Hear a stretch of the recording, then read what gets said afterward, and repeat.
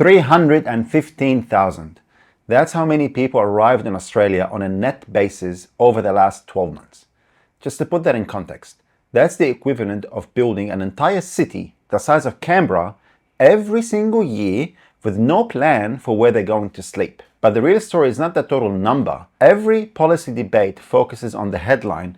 I'm more interested in the map, because when you look at where migrants actually settle at a suburb level, not a city level, you see something extraordinary.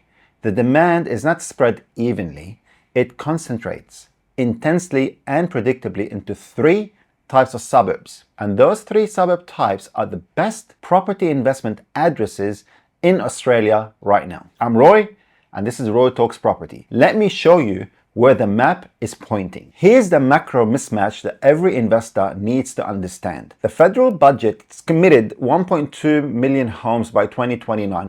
That target is already considered ambitious when it was set 2 years in. The industry is projecting completions about 980,000, so we've got a shortfall. We all know that, a shortfall of 220,000 homes against a target that was itself barely keeping the pace with migration. And while the government debates whether to lower the migration ceiling, the current 315,000 per year arrival rate continues to arrive, and they need houses today. This creates an ongoing supply and demand imbalance that is most acute not just in inner city, but in specific corridors where migrants cluster. Understanding that clustering pattern gives you a structural edge over investors who just look at citywide averages. Let me walk you through the three types of suburbs that consistently absorb a disproportionate migrant demand. The first type, we call it the established ethnic precinct. These are the suburbs with established community infrastructure like cultural grocers, temples, community centers, and language schools, things that new migrants seek for social anchoring. In Sydney, Auburn, Fairfield, Hurstville. These suburbs capture first wave arrivals who prioritize community proximity over commute time. They are typically characterized by high rental demand, strong yield, and steady long-term capital growth. The second type of suburb, or a corridor, we call them the university and TAFE corridors. This is where international students who represent a significant component of our net migration, they usually settle within 5K radius of their institutions. For example, in Brisbane, if you look at QUT Kelvin Grove campus, University of Queensland, demand is created in corridors that run directly through Milton and Toowong. These corridors have near zero vacancy rates because students keep coming in, the demand is recurring, predictable, and it's not sensitive to interest rate cycles. The third archetype, the second settlement suburb. Very important.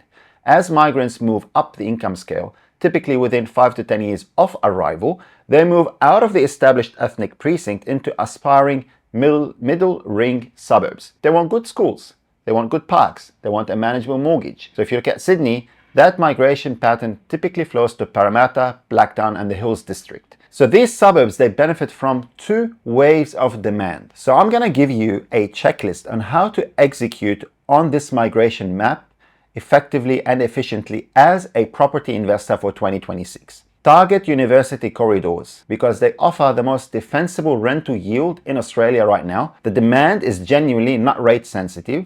Students, they don't care about the rates or the budget. They need to live near the university.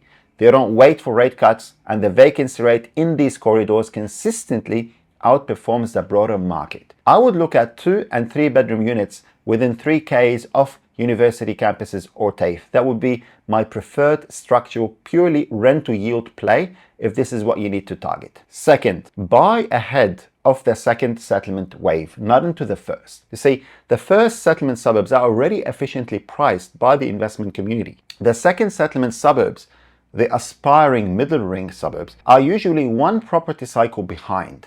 They're not yet fully priced for the demand wave that's coming towards them year on year. Third, think of your product. The product type matters. Migrant families who have achieved second settlement are typically purchasing or renting the first proper Australian family home. So 4 bedrooms, a backyard, and a double garage is the sweet spot. These families compete with each other for a very specific product that is chronically undersupplied in the second settlement corridor. Understanding the migration map is not just about following a trend, it's about reading a structural demand engine that's running with 315,000 new arrivals every year, with no sign of stopping. If you like this video, reach out to Buyers Club to see where we're currently sourcing in the migration corridors across the capital city. Don't forget to smash that subscribe button, and I'll see you on the next one.